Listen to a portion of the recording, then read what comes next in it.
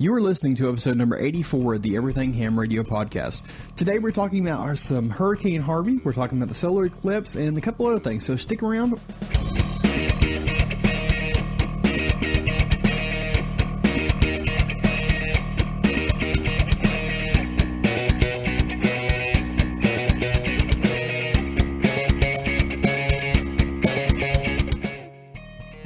Hey everybody, this is Curtis with the Ham Radio Podcast. This is episode number 84, and like I said, my name is Curtis. My call sign is Kilo 5 Charlie Lima Mike, and today we have a special co-host. We are bringing back Kahn. Ian has been on our program twice already. We talked once about PSK31, which is currently ranked number 3 of my overall downloads. And we also talked about Field Day right before Field Day this year, and that's like number 9. So Ian has had a tremendous impact on y'all, my listeners. So Ian, thanks again for coming on, man. Hey, Curtis, my pleasure. Glad to be here. Thanks for having me back. Absolutely. So I got to ask, because, I'm a guy and I've got an ego just like everybody else. How many repeats have you had in the history of Everything Ham Radio? Well, I think you're actually the first repeat. I've had a couple repeats. So, I've had you on twice. I've had Rhea on twice. And Rhea's more interesting, as a matter of fact. Hey, you're number 3. You held the number 2 spot for a long time. Up until the Arduino episode that we did a while back with Glenn Papelli. He finally took over the number 2 spot a couple days ago. So you held the number 2 spot for a long time with that PSK31 one. So I am honored, truly. Yeah. Speaking of, I keep seeing your posts on Facebook and some of your tweets that you're getting your shack set up. When are we going to have that PSK31 sked that we've been talking about for 6 months now? Well, I have my radio set up. Okay, I have my ham radio sitting here, my HF radio sitting here, my dual band is sitting here. I have my computer. I have my antennas up. I have my coax run. I have everything done. But all I get, I can actually turn on my radio here, I think. If I can find the power switch here. All I get is basically just noise. And I'm serious. All I get is basically just noise. And that's it. Nothing else. Can you hear that in the background? Yeah, I can hear it. That is it. That is all I get. I don't get any voices. I don't get any CW. Nothing. And I know it's not my wire. Yeah. Well, I finally come to the conclusion, and I've done a lot of research on this from other people that have posted. I have a set of high transmission lines that run across my property.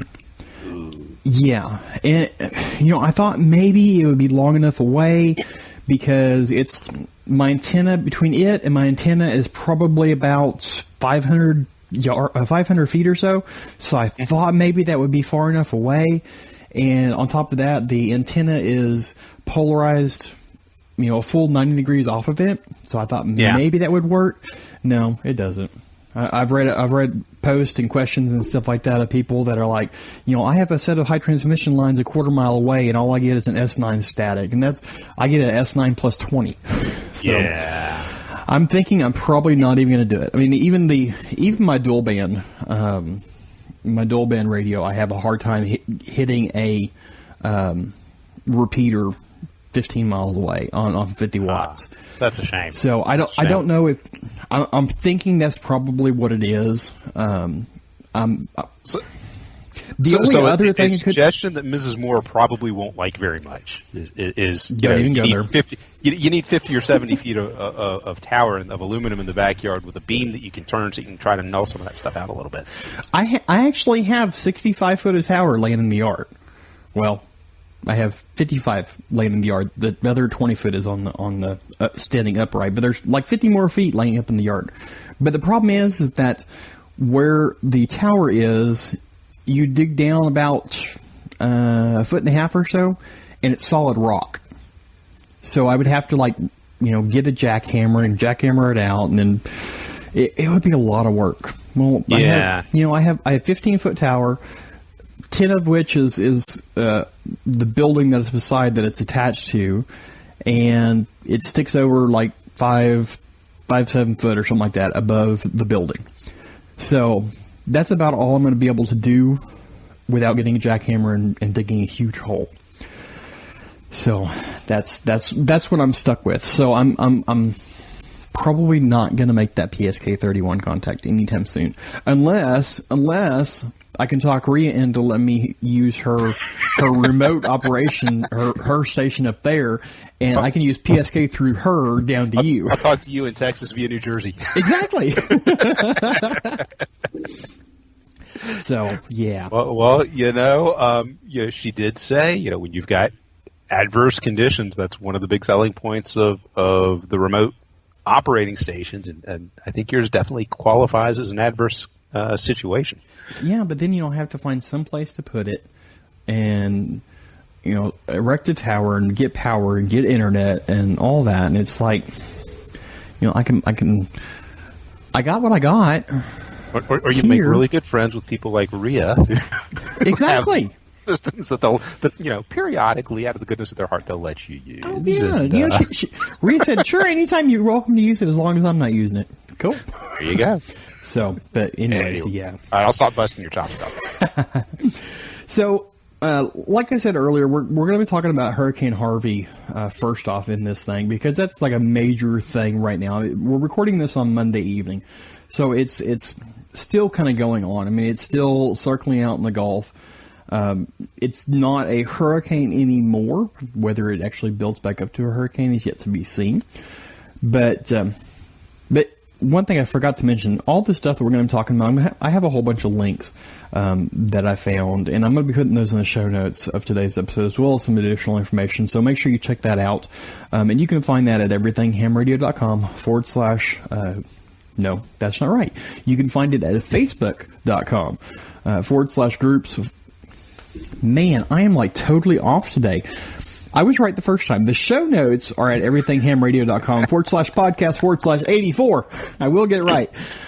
So Curtis, it's like I tell folks when they sit down to take an exam. I'm a VE. I'm the VE liaison for a team here in the Atlanta area. Go with your gut. Your gut is usually right. Exactly, and you were absolutely right, my friend. I have given so many tests. I have licensed, at last count, I have helped license 284 new hams in my 20 years. Yeah, and as we are administering the tests and stuff, that's one of the things we always tell them. Don't change an answer unless you're absolutely certain, because 99.5% of the time your first answer is correct. That's almost exactly what we tell them too. Mm-hmm. Our statistics are a little lower. I tell people, I've got a little 10-minute spiel I do at the beginning of the exams. It's how to fill out the answer key and turn off your phones and talk a little bit about my club and goings on, upcoming events in the ham community around Atlanta, things like that. But one of the things we always say is, in our experience, about 85 to 90% of the time when people change the answers, they go from right to wrong. Mm-hmm. Go with your gut. You've seen the questions. Nobody's trying to trick you. Yep. And it's exactly the same thing as you saw on the question pool. Yep. All we can do is change the order. So, that's it. But let's talk about Harvey. Let's talk about him. So I saw or I heard actually, I was listening to NPR on the way home today, and they were talking about there is a possibility that Harvey is going to swing back out into the Gulf and pick up some steam again and hit what they say, Louisiana or Mississippi. I can't remember. Well, last I saw what they're saying here, it made it like to Victoria, I think, or right just west of Victoria, I want to say. And it's turning back around, it's heading back out to the Gulf, and then it's going to circle, like I said, last I saw, which was yesterday, it's going to circle back around and head up through College Station. Whether it builds back up to a hurricane or if it just makes it to a tropical storm. But they are saying that it's going to build back up.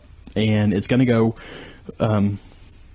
predictions are showing it's going to go right up, like west of Houston, up through College Station. But, Houston has been hit hard with all the rain and stuff like that.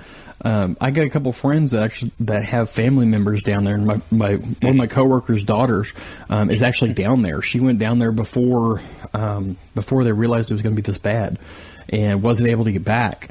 And they live right on the ocean and have a boat dock that goes out, and the boat dock normally sits like 6 foot above the water, and it's literally like lifted the boat or the dock up just about as far as it'll go, and the dock itself is underwater.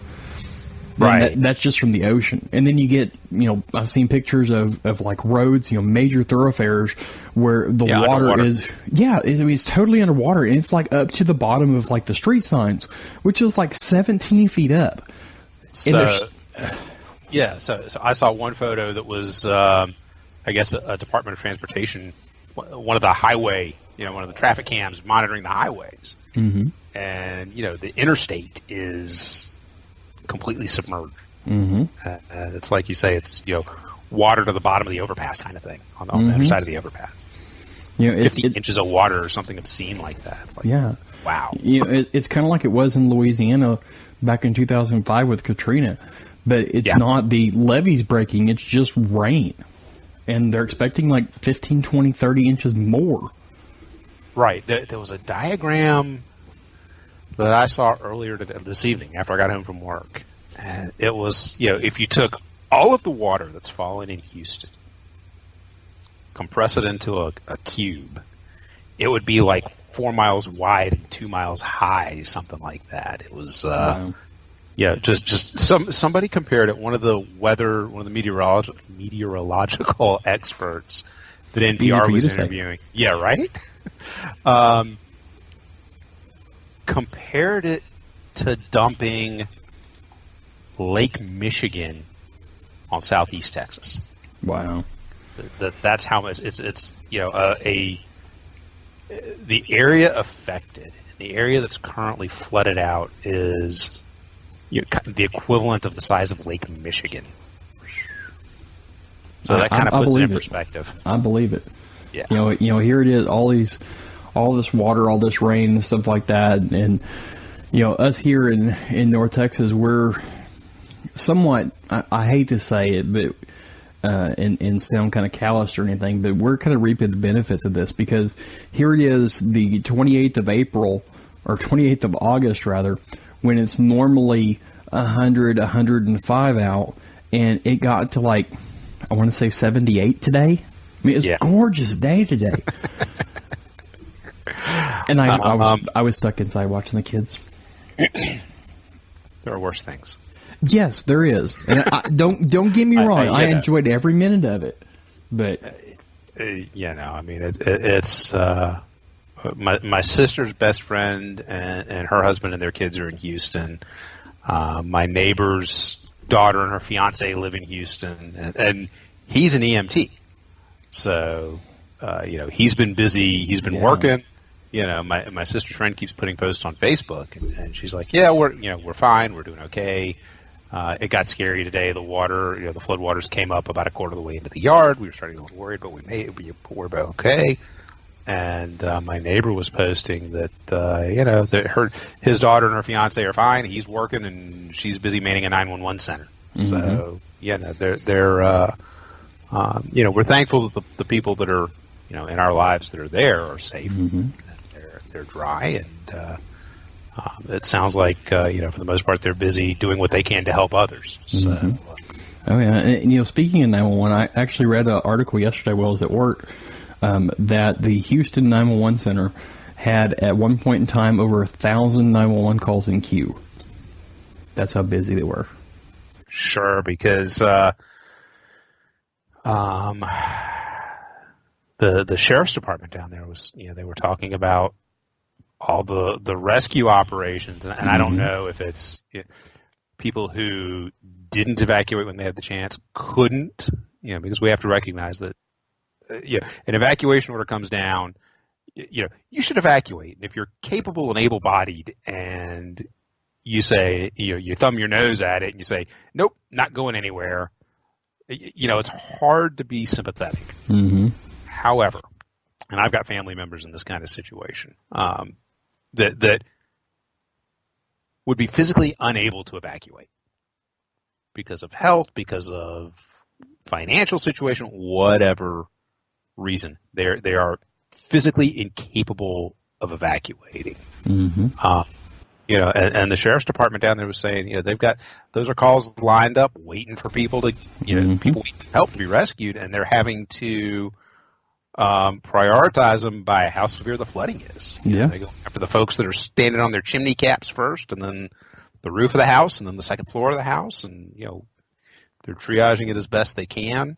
I saw another post on Facebook where the sheriff down there is asking for, you know, people with high water vehicles and people with boats to come help them. Oh yeah, yeah.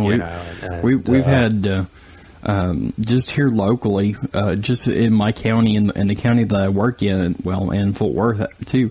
They've sent down. There's like three convoys just in the past couple days that have gone down. We had one of the engines and the chief with 5 personnel went down on Friday. And from Somerville County, where I work at, and then from here in Johnson County, where I live at, there was, I think, like 5 different fire departments that sent trucks down. And you know, I got friends that are peace officers that are looking for people. They're calling for people that have boats to go down, and you know, there's a lot of people. There's a big need for it right now, and that kind of leads into our one of the things that I want to mention. You know, not only do we have all the rescue people, the EMS, the fire, the law enforcement that are going down there, but there's also ham radio operators that are going down there. You know, the ARRL South Texas section was activated, and you know, Jeff Walter, KE5FGA, who is the South Texas Section Emergency Coordinator, he mentioned in an article in the ARRL, you know, they've received support from Alabama, Oklahoma, North Texas, which is where I am, you know, and I'm sure several more of people coming down. But it's like, you know, when this article was wrote, it was before it actually came in. They're like, you know, hold off, you know, let us get situated, because you know, right now when this was going, Harvey hadn't even made what's the landfall? Word? Yeah, that word. Hadn't even made landfall yet. So, you know, now there's, you know, they're in that triage mode, and I'm sure there's a lot of people that are down there working, and you know, that's what we do. That's, as amateur radio operators, that's what we do. We go down, we communicate, and you know, we work with Red Cross, Salvation Army. You know, the local law enforcement, and Southern Baptist Mission Board has a big feeding drive relief. Well, they have a relief outfit that's similar to what the Salvation Army does, but actually, for a while, the Southern Baptist Convention's Mission Board group is headquartered actually right here in Alpharetta, Georgia, which is a suburb of Atlanta. It's actually just a few minutes north of me. They've got an incredible EOC here, and part of built into the EOC is amateur radio.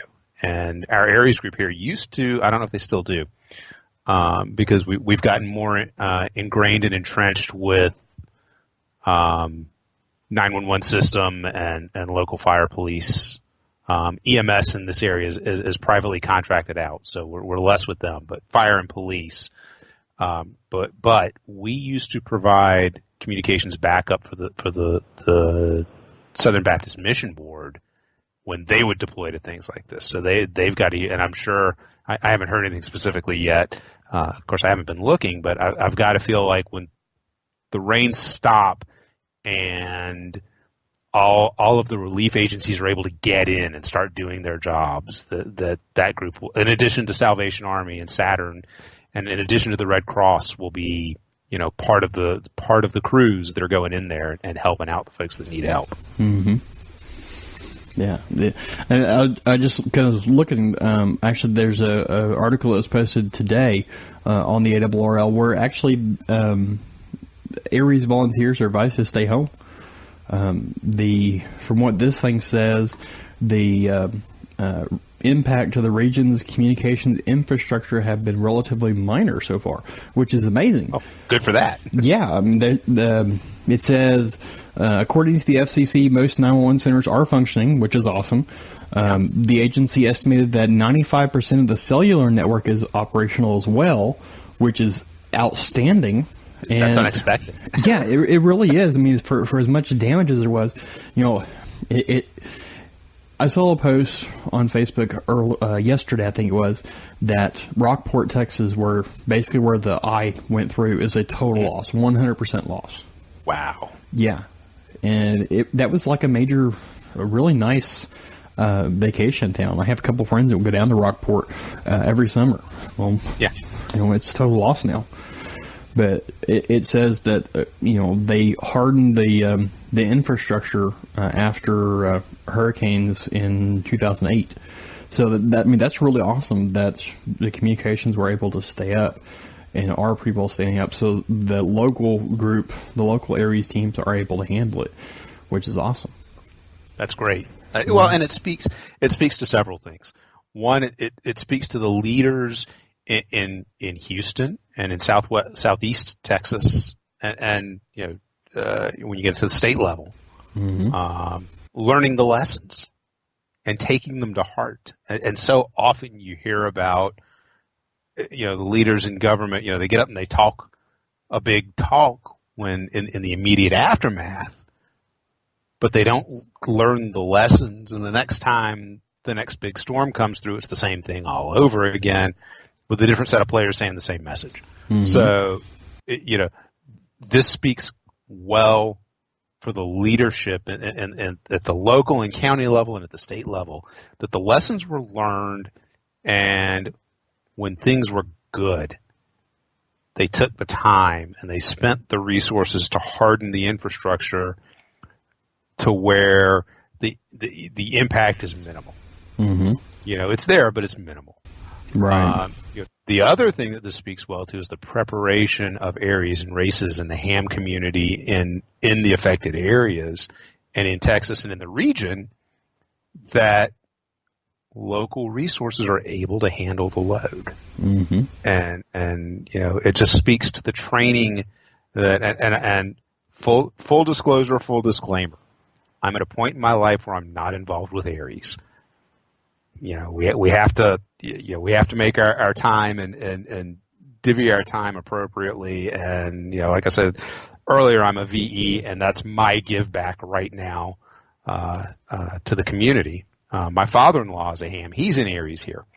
I go to the Aries meetings periodically when I can, and I enjoy it, but I'm not as dedicated as a lot of hams are. But the fact that between the government's reaction during the good times to harden the infrastructure, and the fact that Aries is saying, well, our local resources are sufficient to handle the load. We're in a good shape. Keep the nets going, keep the nets available, to get health and welfare and other requests out. But we don't need a bunch of hams descending on us, and potentially adding to the resource burden for the relief agencies. We can handle it. So that speaks well to the training, and perhaps to the number of volunteers, right, that are available in that area that they've got it. And that all, I hate to turn it this way, but that reflects well on us as hams in general, so that when things at the larger scale and at a larger level happen that affect us directly, we're more likely to get the support that we need, because we can show through things like response to Hurricane Harvey, we prove ourselves. We prove why we're important and why, we need to be allowed to put up our antennas. We need to maintain our frequency allocations, and, we need the resources to train and just anytime, we want to go to the pot, this helps us. I hate to, like I said, I hate to take a disaster like this and be self-serving about it. But it just reinforces and reiterates why amateur radio is still important, and why it's important for us as hams to get the word out that we're still relevant and show why we're still relevant. But it's also important that others recognize that traditional infrastructure isn't fail-safe, and we're the backup. And when everything else fails, we have to be there to step up. There's us. That's it. We have to be able to step up. But the rest of the community, it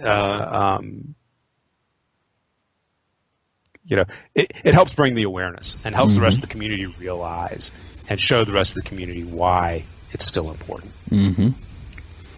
Another article I found, this one was posted in the Wall Street Journal. It says that, which is kind of a contradiction. I had to actually read this like 3 or 4 times to make sure I was reading it right. But on one hand, it says on Sunday, about 95% of the cell sites weren't working. And then it goes on to say, of the 7,804 cell sites across the region, only 320 of those were out of service, or about 4%. Some poor statistician didn't do, either an editor didn't read right, or some statistician didn't do his math right. Well, and it goes on, and it says that there's at least 148,000 people that are without cable or wireline service. It says, we'll say cell towers, of course, they have the battery backup that can last for 8 hours, and then generators after that, yada yada. And then it has a map of all the counties along the coast from Corpus Christi all the way up to the state line, and shows the percentages of those counties that the cell service is out, which around Corpus, Rockport, Port Aransas, that area, it says that anywhere between 40, some of them are like 40 to 60%. Around Rockport and the neighboring 2 counties is like 81 to 95%, which is, of course, where the eye goes through. So, of course, it's going to be the worst. Yeah. But like Houston is like 1 to 20% of the cell services is down. So, Verizon has extra crews going out. Sprint says there was a relatively small number of cell sites that were impacted. AT&T says there's some, mainly around Corpus Christi and Rockport, that was interrupted. But for the most part, it sounds like they're pretty well stable. So that's awesome for that. But still, we have to be, as amateur radio operators, we have to be ready to step in and to help, because even though these cell sites are up, they're going to be jam-packed full with calls, people posting on social media, calling 911, calling friends. So even though the cell sites are up, they're still going to be overloaded. So there's still the need there for us as emergency communicators to be there and to help. Absolutely. Up doesn't mean capable. Exactly. Yeah. If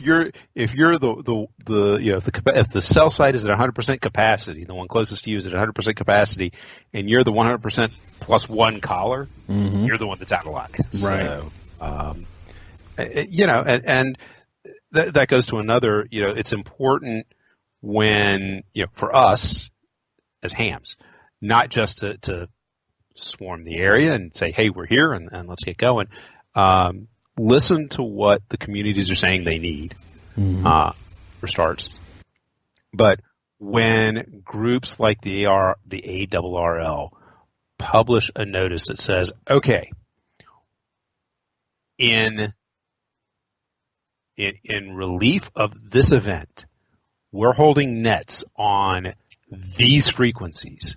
And there's a list of, a phone frequency and a CW frequency on each band, on each of the HF bands. Please keep these frequencies clear. For crying out loud, keep them clear. Right.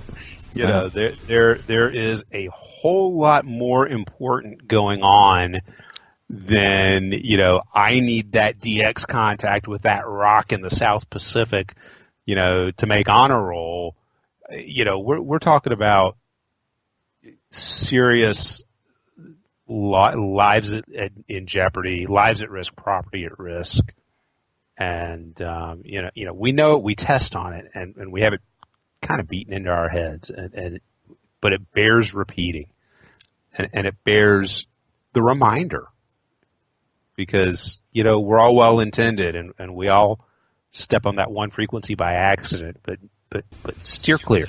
Give those stay off of those frequencies and give them 3 kilohertz on either side too, because you don't want to be that guy that you don't want to be that guy that's bleeding into the frequency, or that gal that's bleeding into the relief net when somebody's trying to get a health and welfare message out. Right. And somebody's waiting to hear about their grandmother who's in the affected area. Just don't do it. They had the hurricane watch net up for 51 and a half hours, and it actually, they suspended operations at 18:30 UTC time on Saturday, which really kind of surprised me when I saw the bulletin from the ARRL that they took it down so fast, because it didn't make landfall until Friday night, and then they took it down mid Saturday. It really surprised me that they did. I'm sure there's probably health and welfare nets that are up, but the watch net, they took it down. I guess maybe they went to a different, went to the health and welfare traffic. It was a different format other than the watch net, maybe. But once it hits, you don't need to watch anymore. It's done. Exactly. It's done. Yeah, and that's really, kind of the same between, Races and Aries. Races is when it's happening, and the Aries is after it happens. So, it's kind of like, the WatchNet is the Races organization, and then the Health and Welfare is the after effect or the Aries. Yeah, there you go. Yeah. There you have it. Well, let's go ahead and take a quick break and hear a word from West Mountain Radio. When we come back, we're going to talk a little bit about the solar eclipse and some other things we have on our list here. So stick around, y'all. We will be right back. Do you have an old-fashioned voltage or amp meter hooked to your station? Are you looking to find something that has more bells and whistles? Check out the West Mountain Radio Power Check. The Power Check has 8 display modes, including voltage, current flow in either direction, wattage, and amp hours, and will measure from 0 to 60 volts with 40 amps continuous load. It is accurate to within 10 millivolts and 10 milliamps. It has a backlit graphics LCD that will display data in digital, analog, and bar graph formats. You can even monitor your battery backup with a programmable gas gauge. The non-volatile memory stores more than 100,000 data points without power. That's nearly 2.5 months worth of data at 1 point per minute.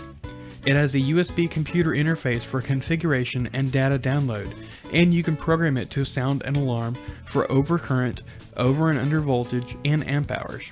The software that comes with it allows you to program every aspect of the Power Check operation, such as data logging rate, display formats, and alarm conditions. You can display current, voltage, wattage, and amp hours in real time.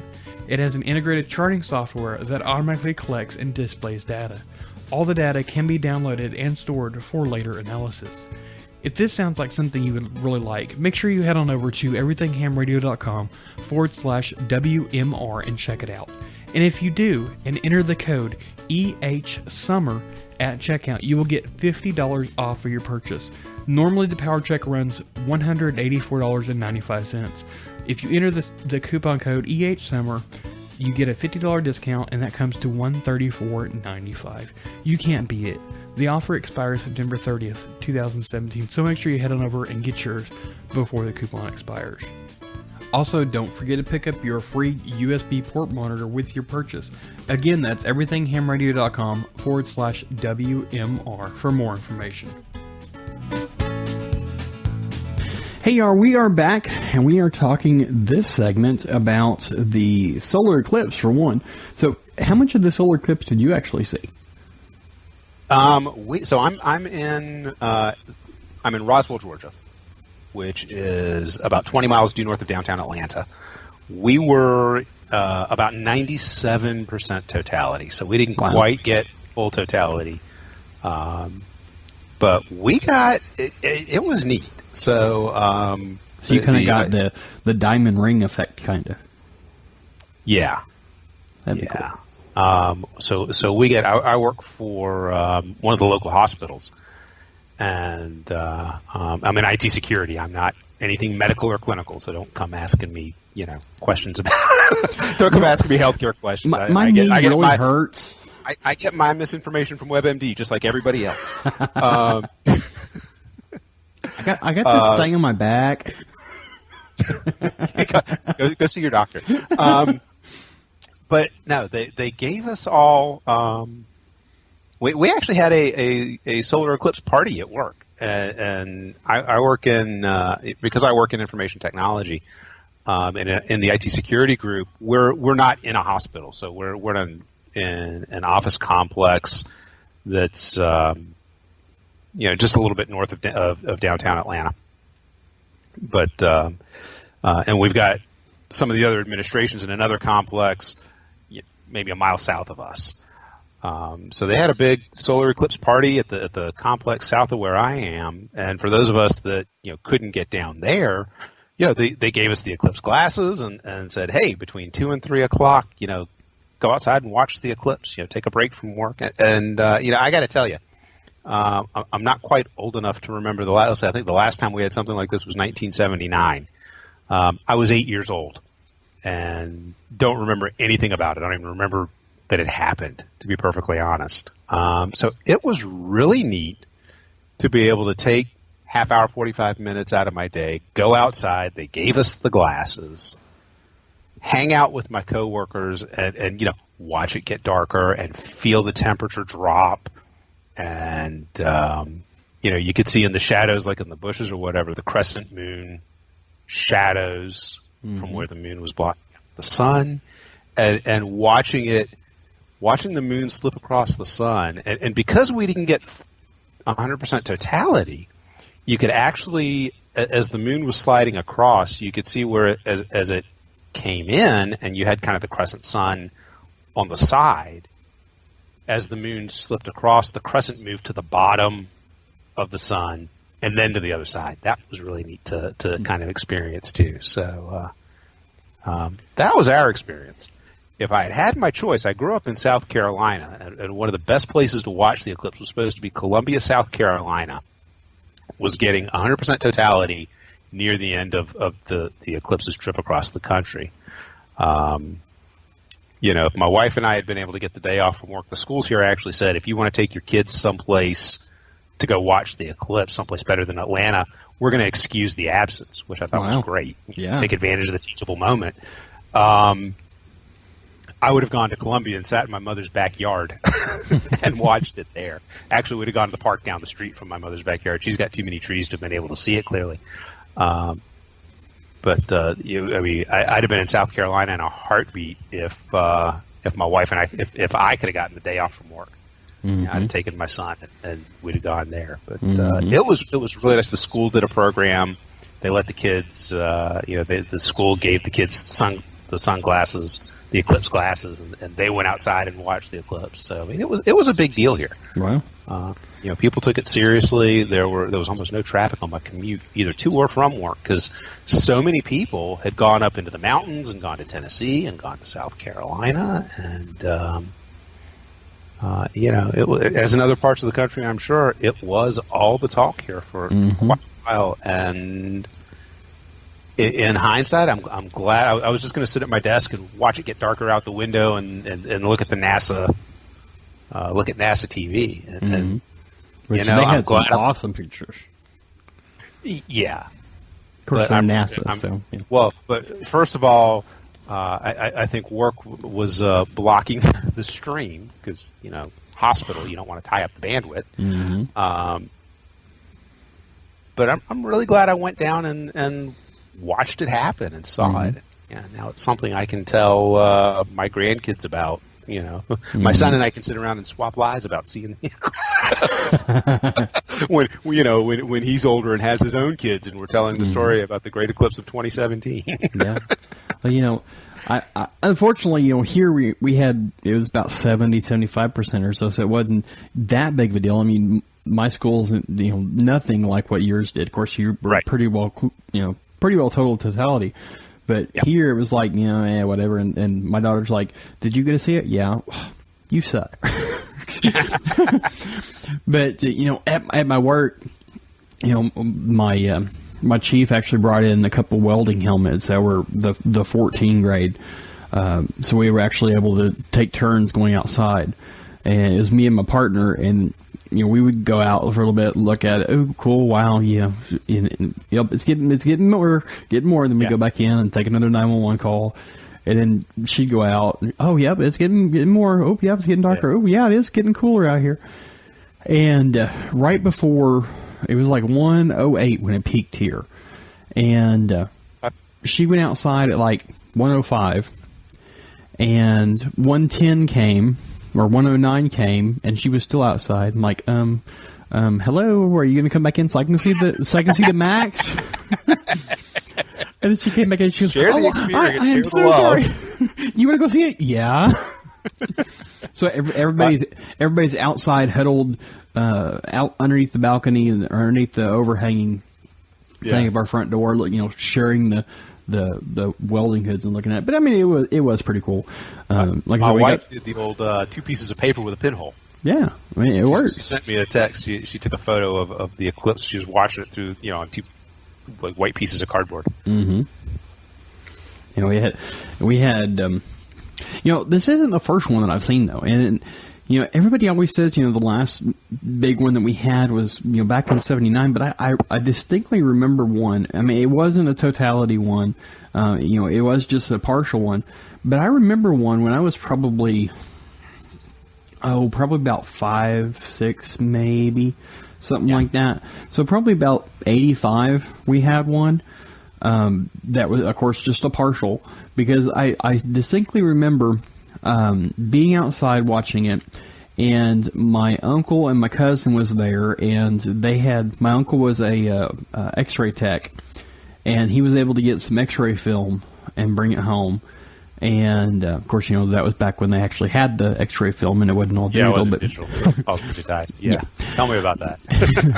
So, I distinctly remember my cousin laying down on the ground with his camera, and my uncle and I holding the X-ray films above the camera so he can take the pictures.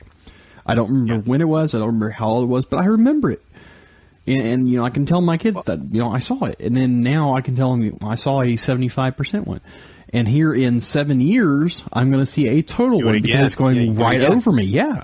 And I think the big things about this eclipse were that it went from the West Coast all the way across the country, and that it was a total eclipse. And we haven't had that combination where you had coast to coast and a band of totality that went coast to coast. Yeah, I think since '79, and there have been other partials since 1918. Yeah, 1918 was the last time we had a total go coast to coast. Oh wow, okay. Yeah, so 79 we had one, but it kind of went like the one in 2024, I believe, is going to go. It kind of went south to north. Oh, okay, all right. I'll take it for it because I haven't bothered to do any research. Well, I actually published a blog post about it here last week. I think it was. You didn't read it? Come on, man. Don't throw me under the bus like that. I was watching the news following, they did the whole thing, every major news market had somebody out filming it and stuff like that. And I was watching as I go across the country. They got to one that was like I want to say it was in like Nebraska, Missouri, something like that. And the city is actually in the crossroads of where this one went and the one in 2024 is going. Oh, wow. Yeah, it's really cool. So they went and they got their high school football field and rented out seats for it. 15,000 people at this ballpark, at this football field. Right. Is what they sold. I mean, they had full bleachers. They had the skyboxes, which they sold for $10,000 a piece. And the whole thing was sold out. So I'm hearing that high school's football program is well funded until the next time it's happening. Exactly. But the funny part is that it was overcast, and they didn't see the total eclipse until the last 5 seconds of it. And then it was kind of like a like a thin cloud. They never got a clear picture of the totality eclipse. Oh, that's a bummer. Yeah. That's a real bummer. Better luck next time. Yeah, 7 more years. It'll be back. Yeah. They can do it again. I'll tell you what I'll be interested to see when the information comes out. And I'm gonna cheat and bring this back around here. The HamPsi group was the Total Eclipse QSO party. Mm-hmm. They were doing propagation studies on what happens when the sun goes away. Mm-hmm. And I was listening to, in fact, just this afternoon when I was walking the dog, I was listening to one of the other podcasts that I so like to listen to. And do you prefer I not mention which one? Go ahead. Or so I was listening to 100 Watts in a Wire with Christian Kudnick is K0. I'm going to draw a blank on his call sign now. STH, I think. K0STH, I think, is his call. It's the 100 Watts in a Wire podcast. And you're supposed to be a fan of it. Don't tell Christian I blanked on his call sign on another podcast. Hey, just make sure he may take away my 100 Watts in a Wire number. he'll take away my number and kick me out of the community. No, he's K0STH. I'm pretty sure that's it. Anyway, they were saying he got a note from one of the excuse me, one of the folks that's involved with HamPsi, and it's going to take them a while to compile all the data and get all the information together. But I would really love to see what the results in terms of propagation results are. And of course, I was at work, so I couldn't watch the Reverse Beacon Network. I couldn't watch WhisperNet, or any of the usual propagation reporting websites that we have available. So, did things flip so that all of a sudden 40 and 80 opened wide up, and you were making great contacts on 40 and 80, and then everything ended and they flipped back so that the high bands were good again. Did the high bands stay good, and 40 and 80 not so much? Or was it some combination? I'd just love to see what happened to propagation during the eclipse. Well, and yes, you are correct. It's K0STH. I had to look it up and save you there, my friend. Google being our friend, right? Yes, exactly. Google is your friend for sure. But it's one of the article that I wrote about that. One of the things that they had 3 separate sensors, I think, and one or two of them, preliminary data showed that there wasn't any kind of significant increase. The other one was at like 9,000 feet, and there was a slight increase. And of course, this is just preliminary data. But my thing is I don't see how a 2 minutes of loss of solar radiation is going to make that much difference. Because you think about it.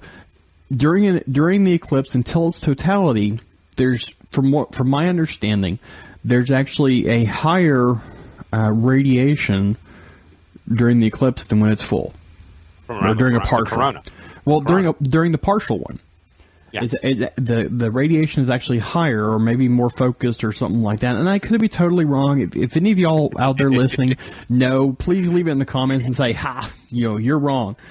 I won't take offense to that. You're going to get a phone call from Joe Taylor, K1JT, and he's going to go, "What are you thinking?" But for those who don't know who Joe Taylor is, the JT9, JT65, WSJT, he's the astrophysicist at Princeton that wrote all those modes, that developed all those modes and wrote WSJTX, and now FT8 is that's part of that suite as well. So just a little fill for those who may be newer to the hobby and aren't familiar with who Joe Taylor is. There you go. Well, hey, I've been in it for 20 years, and I recognized the name, but I had no idea who it was. So, but I can say I've heard him speak. How about that? You know more than I do. he came to Atlanta, and he spoke at an event that my club sponsors, that hopefully we'll get to talk about here a little later before we wrap things up. But he was one of the speakers at one of the first events that we had, and fascinating. He's brilliant and great to listen to. Anyway, back to the eclipse. Squirrel. But, you know, as far as, you know, everything we talk about here is somewhat amateur related, right? You know, during this eclipse, yeah, it's supposed to be amateur.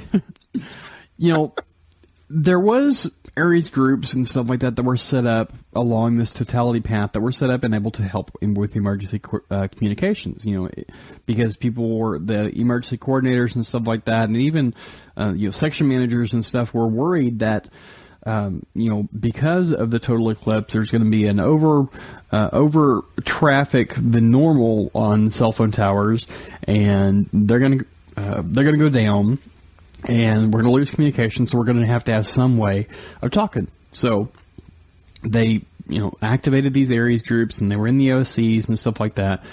You know, I haven't heard of any that actually had any issues. And I would think that, you know, with Hurricane Harvey coming in, where there's, you know, still pretty well the infrastructure is still intact, I would hope that that didn't happen. I know that in like Montana, I believe over on the Ham Radio 360 field radio podcast, he talked about it in the last episode, and he said that in, I believe it was Montana, they got overloaded. So I mean, it is possible. And, you know, us being there was probably a good idea if we were in that area.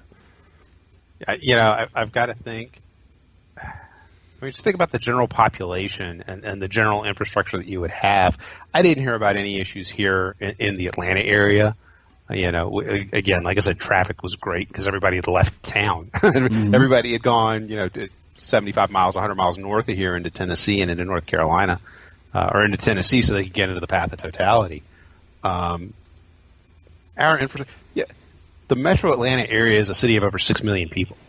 We're going to have a little more robust infrastructure than Bozeman, Montana, maybe, which is a much smaller community.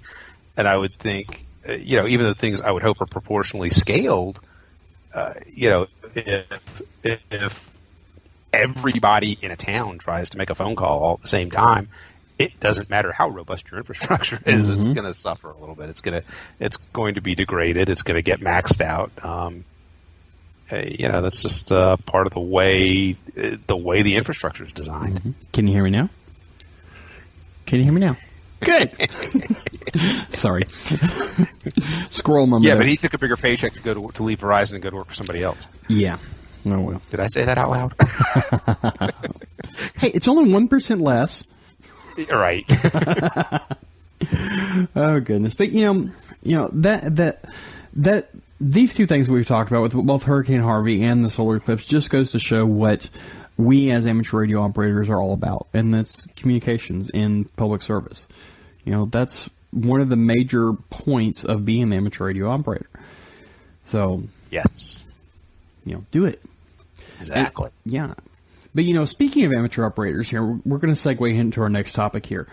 You know, I read a couple stories here. One of them has been several months ago, but the other one was here not too long ago. Let me see if I can find the story here.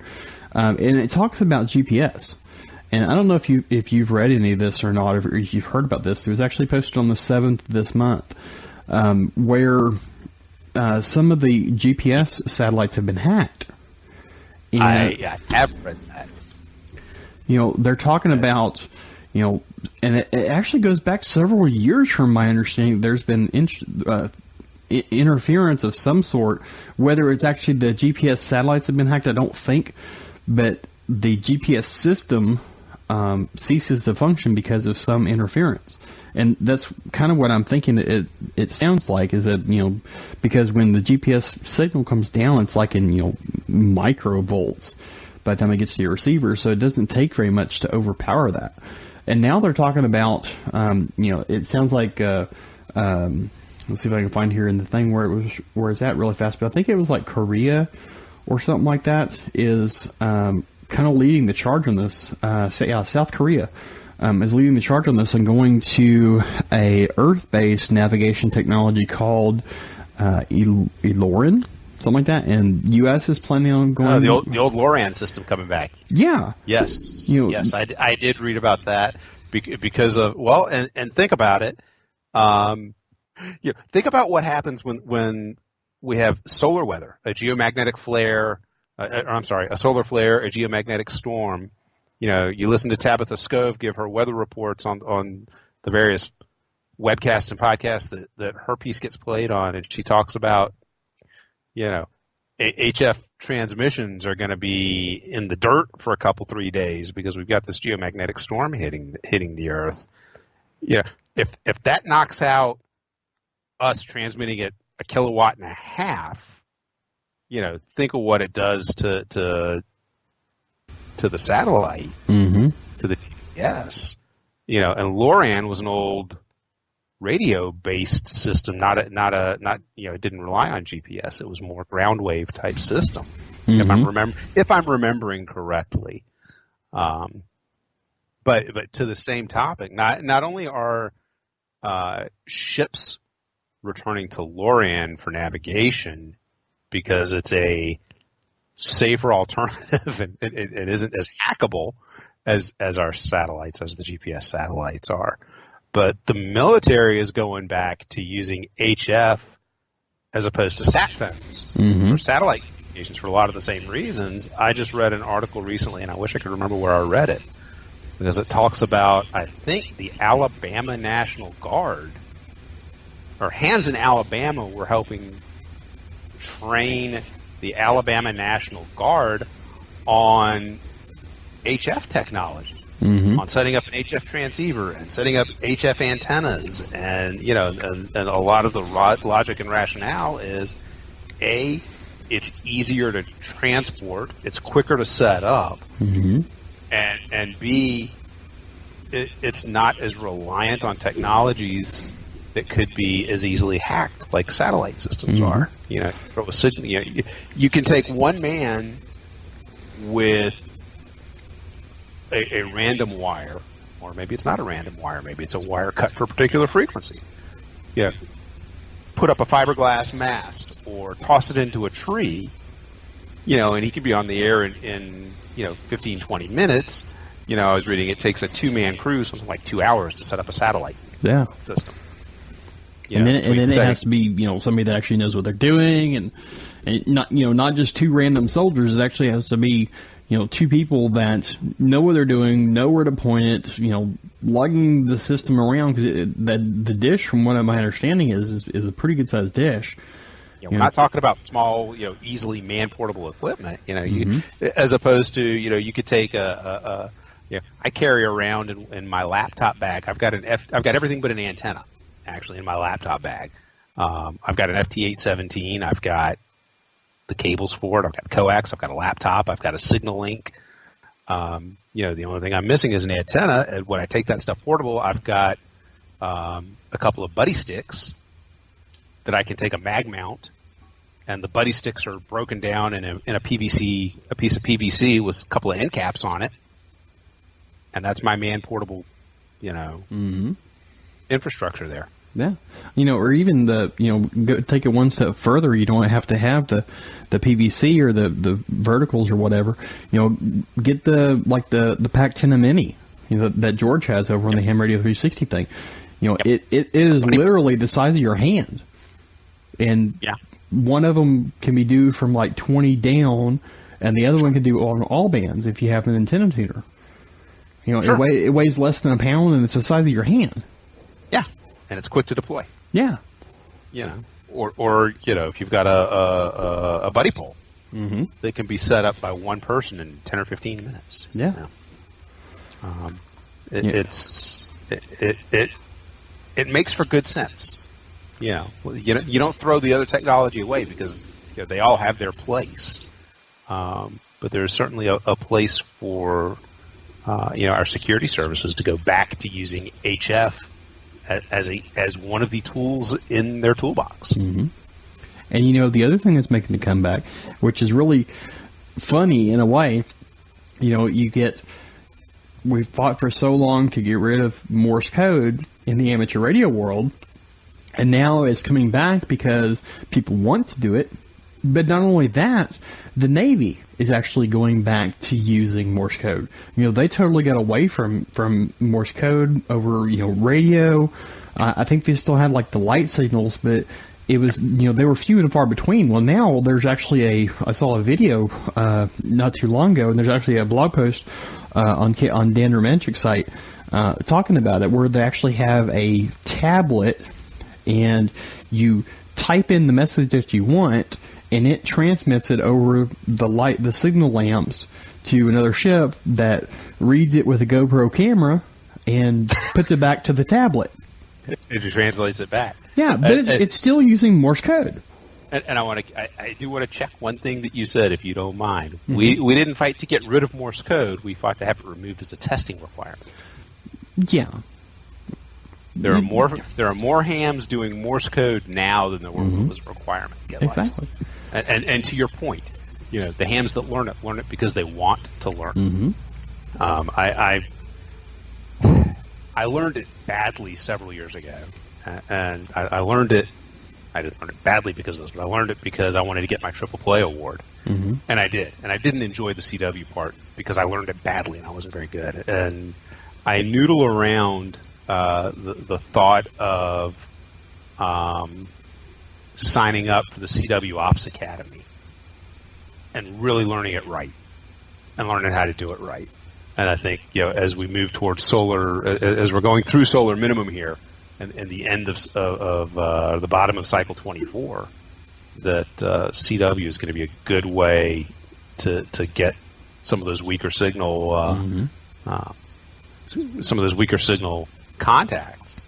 And, I just have to, I'm looking at how they schedule the meetups, because they do it online, for the intro class, for the, and I would do I would pretend I never learned CW because I learned it so badly I don't consider myself to have any competency or skill in it. But I would go for the introductory, start at the bottom level and 20 words a minute, and they meet.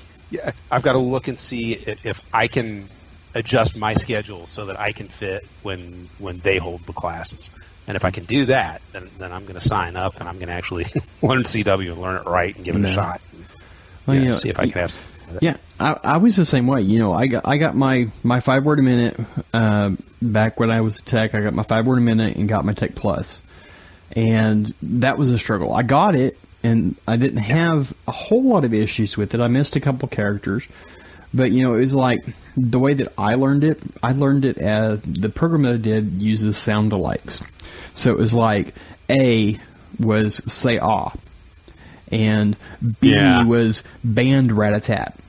So even now I go through and I'm listening to code and I hear a letter that I'm not for sure about, and I'm going through all those sound alikes. Okay, what is that thing? What is that? And I'm trying to remember what the sound alike was to try and remember what the letter was. Yeah. And I've missed 2 words. So. Yeah.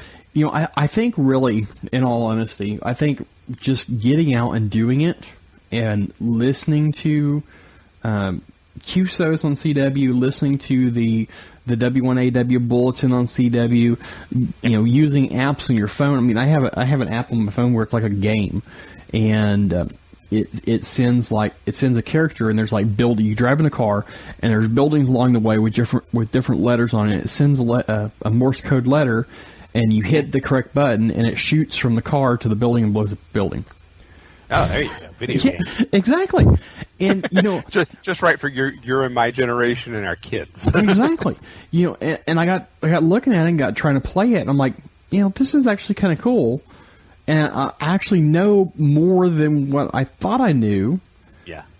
But, even still, there was some there that I just couldn't quite figure out. Like the J, I wasn't too sure about. The V, I think wasn't too sure about. And it took me a few times. Yeah. The V is Beethoven. Yeah. But it took me a couple times to realize what the letter was, and then after that, I'm like, oh yeah, I know that. So I think really, getting your speed up, getting your comprehension of it is just listening and doing. It's like any other language; it's practice. Exactly, and that's exactly what it is.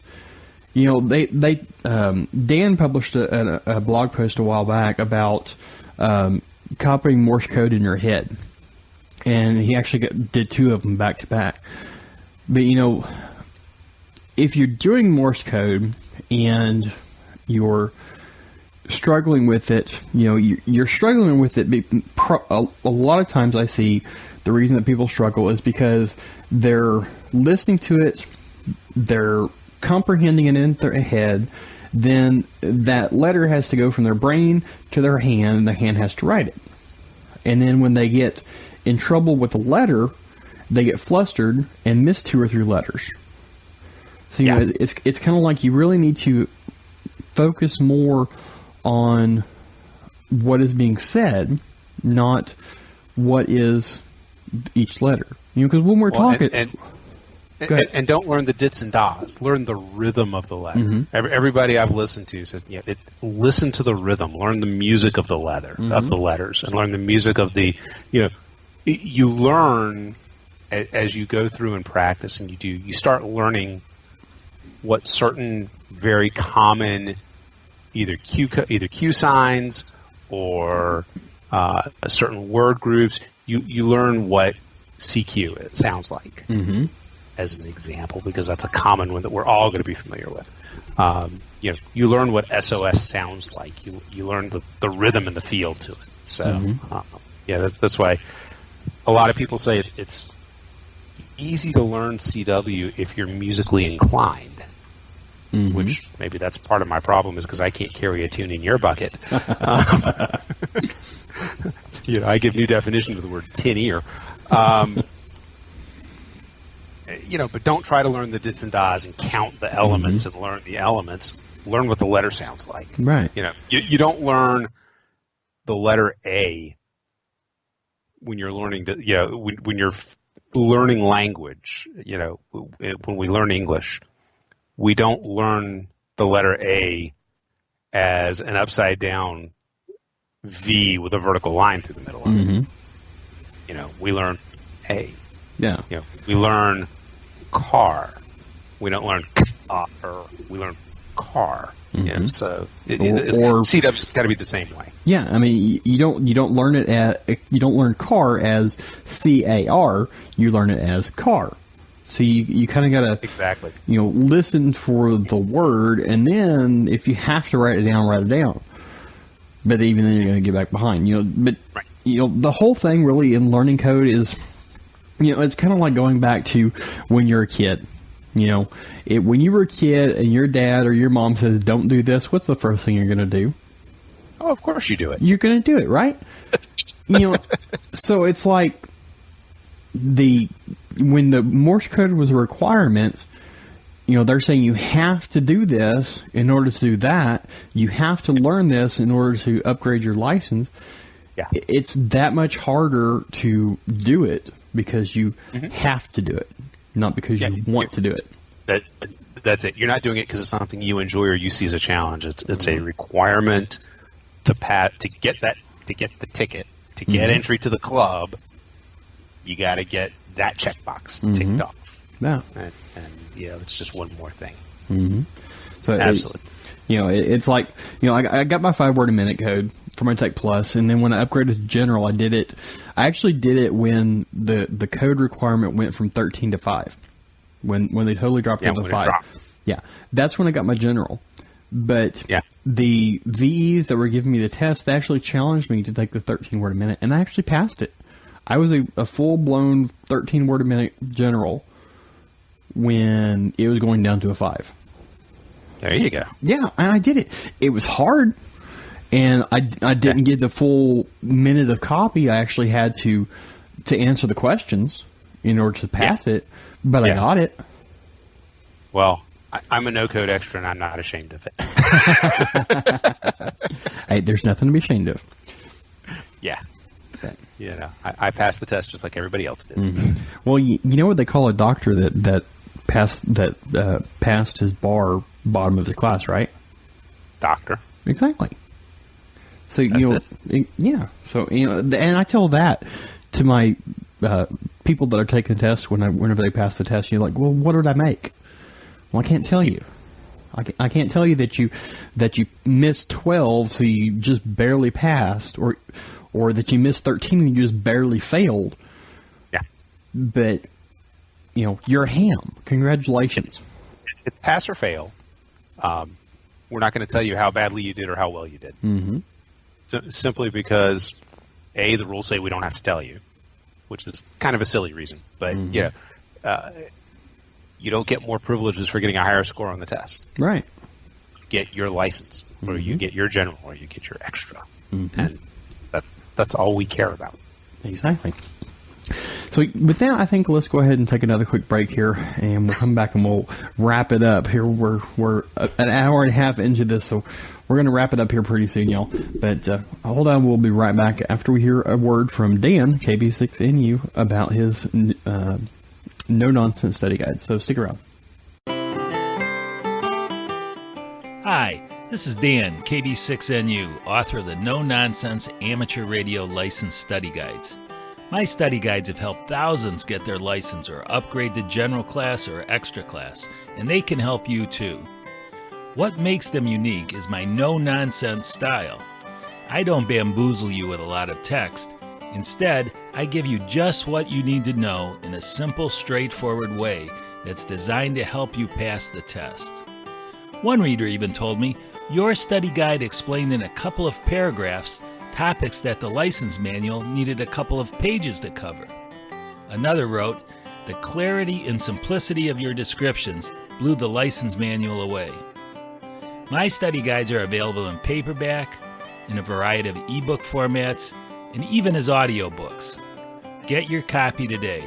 Go to kb6nu.com/ETHR for more info. Thanks.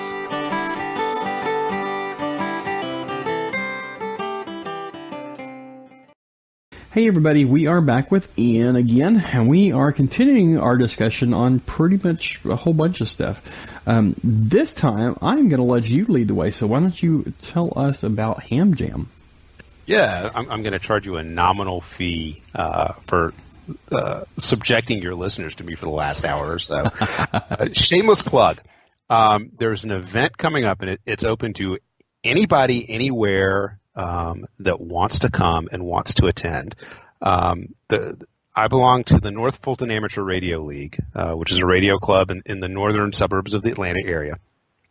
And every year we sponsor an event called HamJam.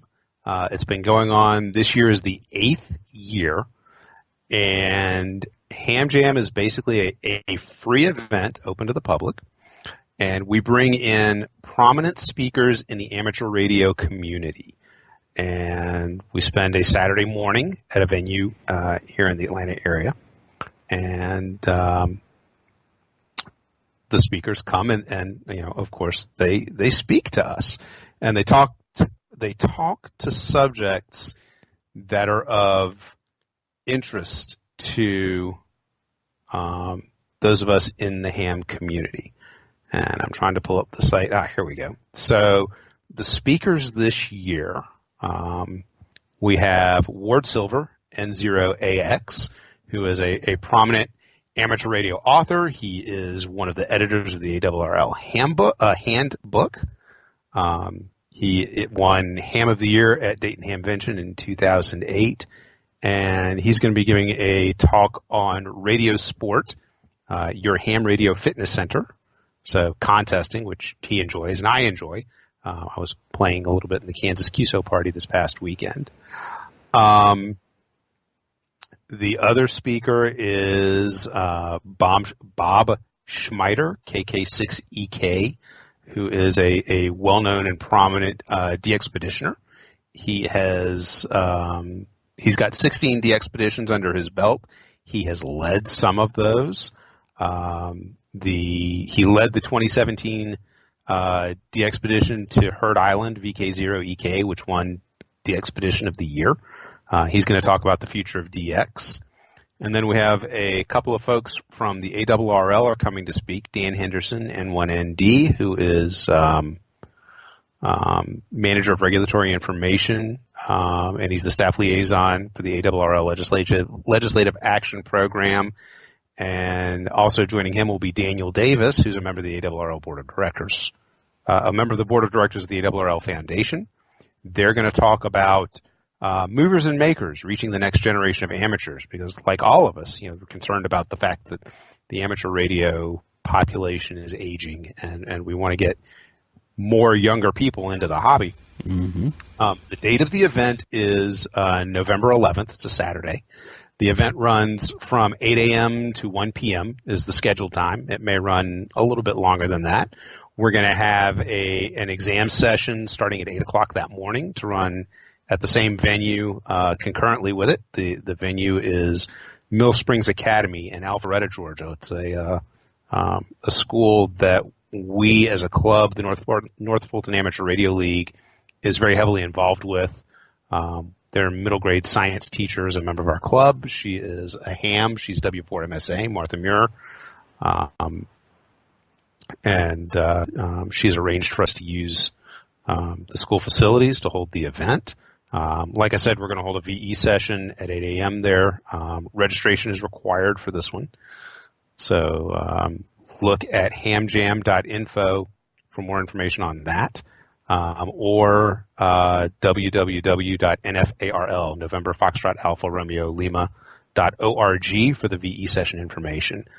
In addition to the event, like I said, the event is free, and how we kind of cover is, and the purpose of the event is a fundraiser to support our youth education activities. Our club has for several years been very actively involved in supporting youth and in getting kids interested in amateur radio and interested in kind of the whole STEM philosophy.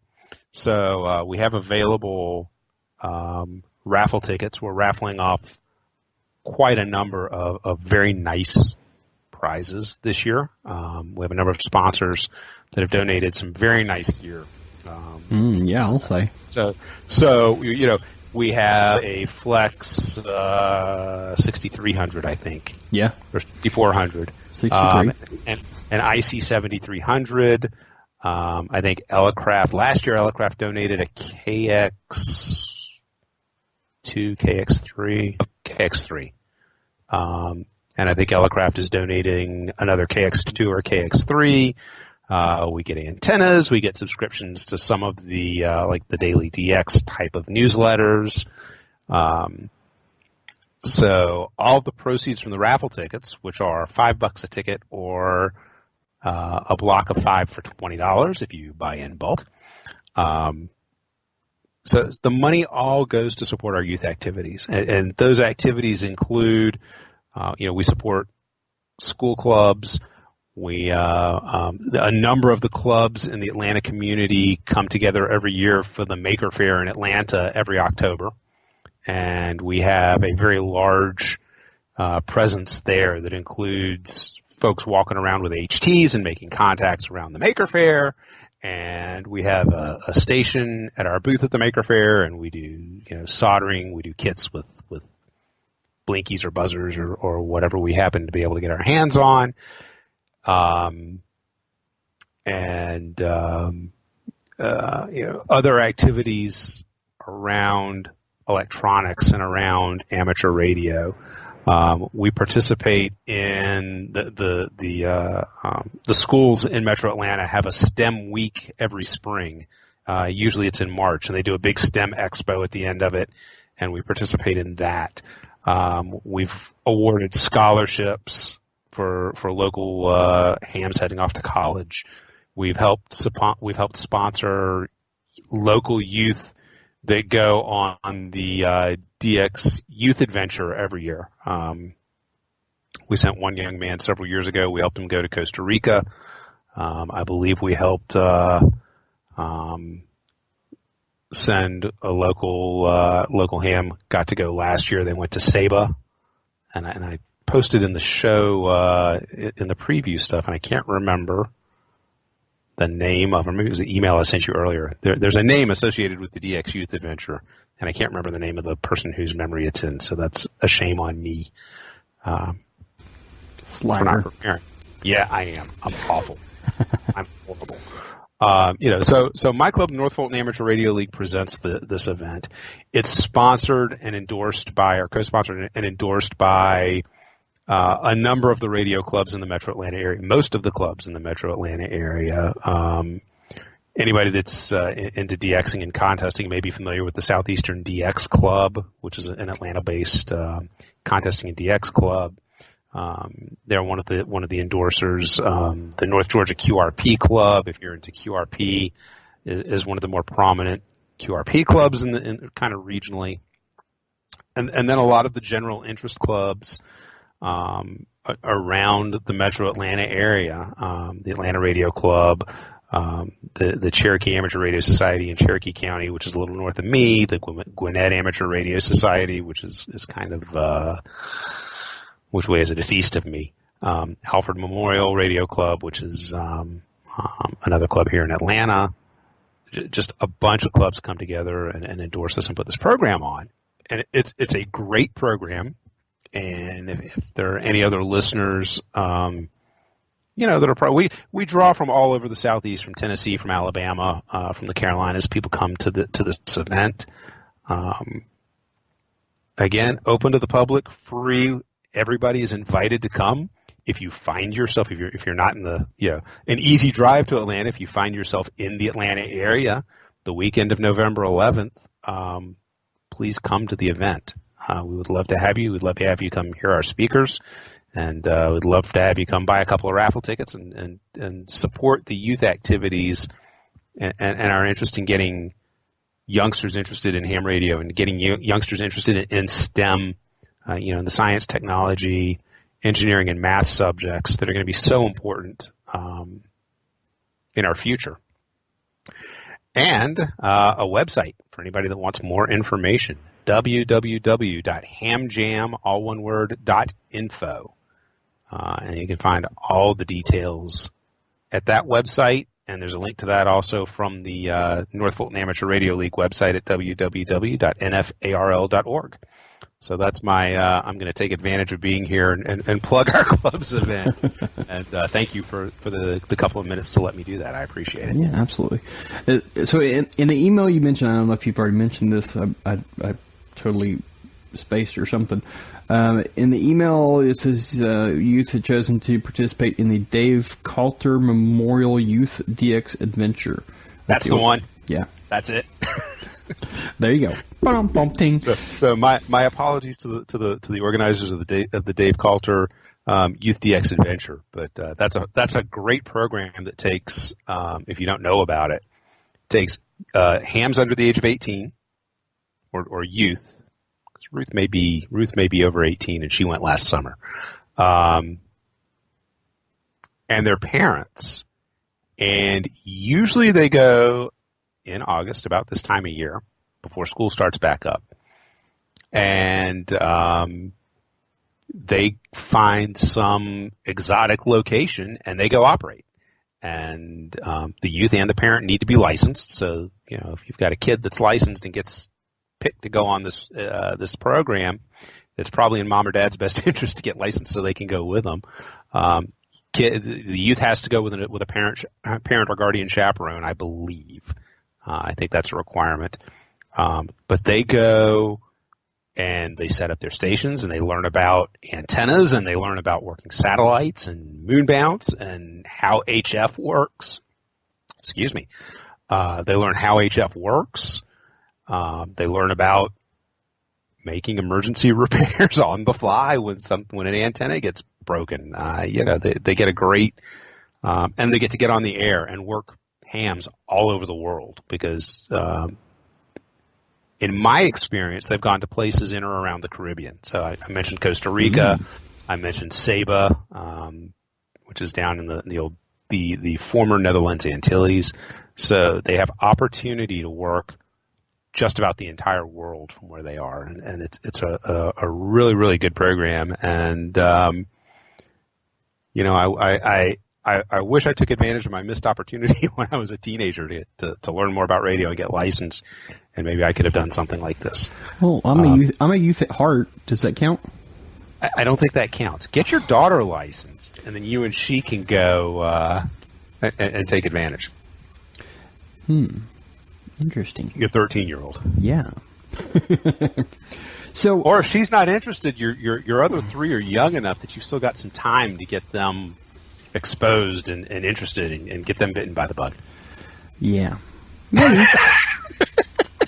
I can bring. Let's see. They can get their license when they're about 6, 7 or so, maybe, and probably not. You're never too young. Yeah. Legally, they're never too young. Yeah. So is this the HamJam? Is it just like a conference type thing, or do you have like a HamFest type thing too, a tailgate party type thing, or anything like that?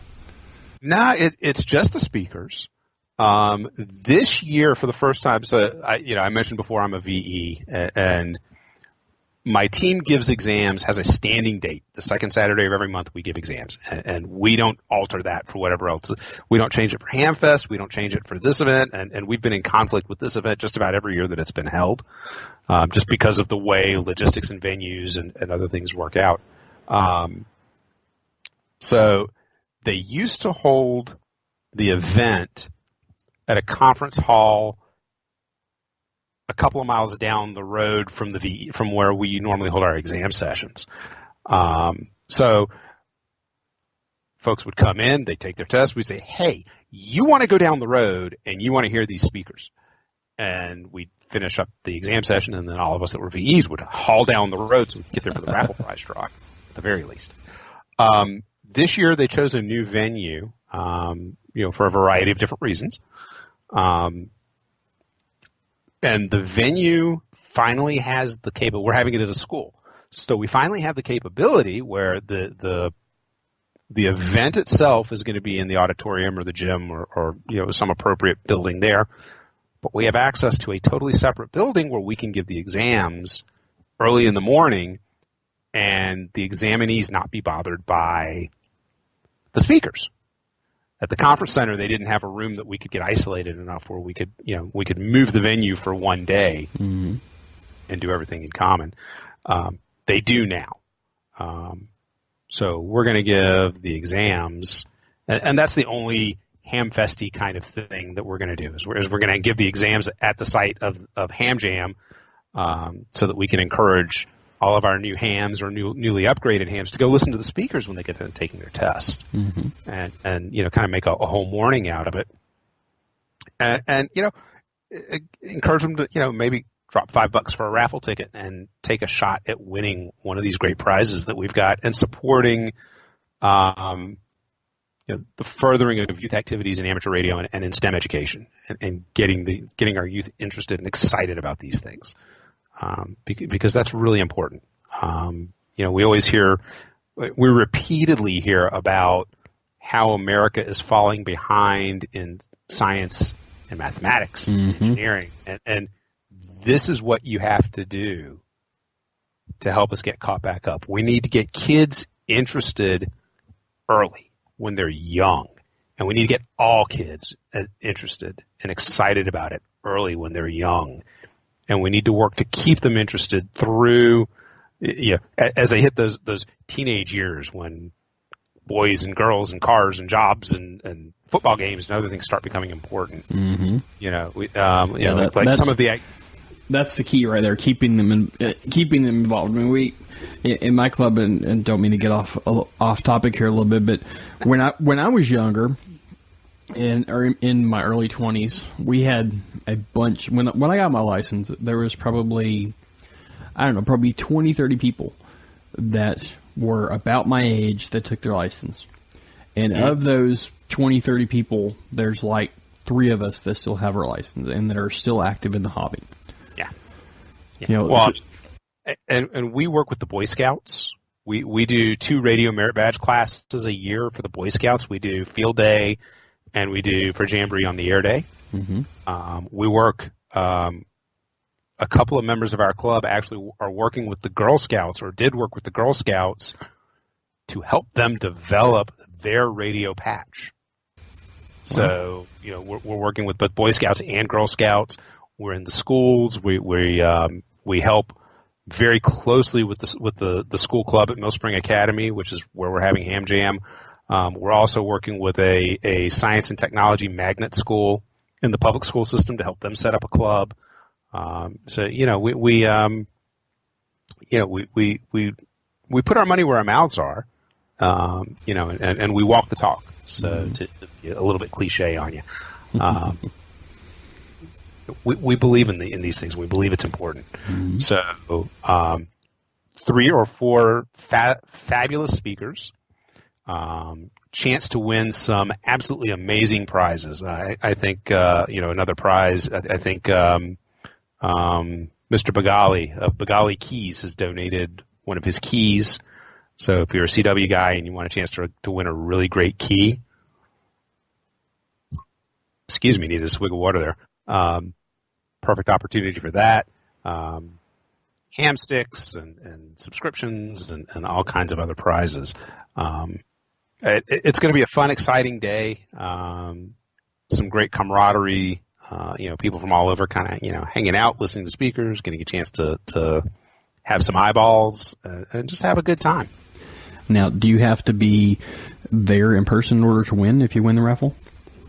You do not, actually. So can other people that are not there buy these raffle tickets? Sure, you can buy the tickets online. In the North Fulton Amateur Radio League, we have an online mart where we sell club gear and memberships and things like that.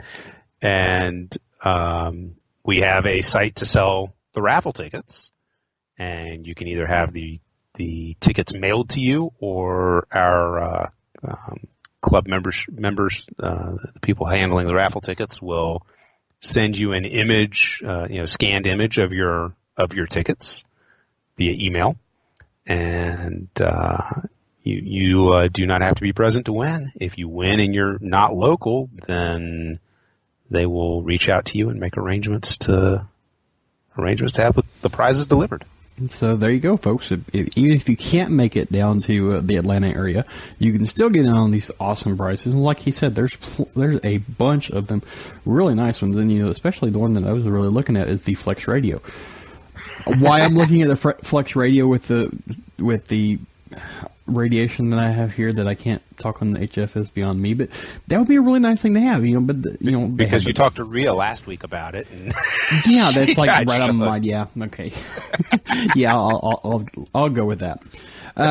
Another question that I had though, are any of these speakers that you have, are y'all going to videotape them or record them and put them online somewhere after the fact or live? That I can't answer. I don't know.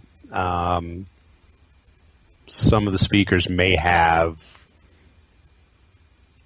I don't want to call it contractual requirements or legal reasons why we can't post their videos. So I don't know. If they're going to get posted, the information would either be on the hamjam.info page later, or the North Fulton Amateur Radio League has a YouTube channel. NFARL is the YouTube channel, and they would likely be posted there. Okay. Alrighty. Well, there you go, folks. If you want to help out with the youth of amateur radio, there is a really good opportunity for you to do it.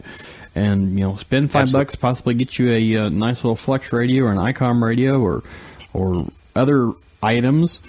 And even if you don't win, you help out the youth. So, and youth is, like you said, the reason or the drawing force that we need to push in order to keep this hobby alive. You got it. So, well, I think that about wraps it up, unless you have anything else that you want to say. I think I'm good. Thank you for having me back for a third time. Yeah, absolutely. I really enjoyed this. I did too. This is you know, I always have a lot of fun when I come on with you. So I'm kind of a sucker that way. You kind of set the hook on me when we did the PSK episode back in the spring. But this is a lot of fun, and it's a good time. I enjoy doing it. Yeah, maybe we'll get you on and become a unofficial co-host every now and then. Yeah, we can talk about it. All right, y'all. We'll have to talk about my speaker fees if we do that. Okay, I'll let you shamelessly plug something at the end of the episode or something. That works. Okay. Yeah. All right, y'all. So, from me and from Ian too, I'm sure. Thank you very much for listening. If you would like to leave the comments, you can do that at the show notes or on Facebook. Again, the show notes can be found at everythinghamradio.com/podcast/84. That's the number 84. You can find me on Facebook at facebook.com/groups/everythinghamradio. I also have the page at facebook.com/everythinghamradio, which I'm not using a whole lot anymore. I'm trying to go towards the group, so please join the group. A whole lot easier to talk back and forth. You can find my videos on YouTube at youtube.com/everythinghamradio. I have all my podcasts on there, and I'm working on getting some videos as well put out there, but that's still in the works. Also, last episode I mentioned that I got some new signs that I'm making, and I shipped those to the guys over at Ham Radio 360, and there is some pictures on Twitter and on Facebook of those. You can also find them in the store if you would like a personalized carved plaque, or I'm working on a desktop call sign plate that you can find at everythinghamradio.com/store. I'm running a 50% off sale for the first month that I'm doing this, so if you want to get in on that, it's $15 for the plaque, and it's about just shy of 12 inches by 6 inches or so, and it'll have your name, your call sign, and a logo, either the tower that's in my logo, or if you would like a Ham Radio 360 one, you can get that on there as well, or something else. You know, I'm pretty well open. If I can do it, I will do it. But please hit me up on that. You can go to the store, or you can shoot me an email at k5clm@everythinghamradio.com, and we can talk about it. Last but not least, I'm on Twitter at K5CLM. Ian, where are you? Are you on social media? I am. Where am I? I am on Facebook let's see, my Facebook is 93dog, DAWG. I am on Twitter at IanCahn1. I am on... Where else? I don't know that anybody cares about my LinkedIn profile. That's kind of gone to the wayside, I think, pretty much. Yeah, well, unless somebody wants to hire me to be an IT security guy for them, I don't know. There you go. Yeah, you never know. So, yeah, I am Facebook, and actually I'm Facebook. I was wrong. I'm not 93dog. I'm Ian Kahn on Facebook. 93dog is one of my email addresses. So I'm on Facebook. I'm just Ian Kahn on Facebook. I'm on Twitter at IanCahn1, and that's basically it. All right, fine. Well, everybody, thank you all very much for listening. I hope you all enjoyed listening to us go back and forth as much as we enjoyed going back and forth. And if y'all could hear the breaks in between where we have the commercials going on, you'd be rolling on the floor like we were. So until next time, Ian, thank you very much for coming on and being my co-host for this episode. Hopefully we can do it again in the future. Glad to do it. Yeah, absolutely. I look forward to it. I look forward to the next time. All right. Well, with that, we will wrap it up with me, Curtis, K5CLM, and... I'm Ian. I'm Kilo Mike 4, India Kilo. And we will bid you 73 until next time. This is K5CLM signing out. 73, y'all. 73, everybody.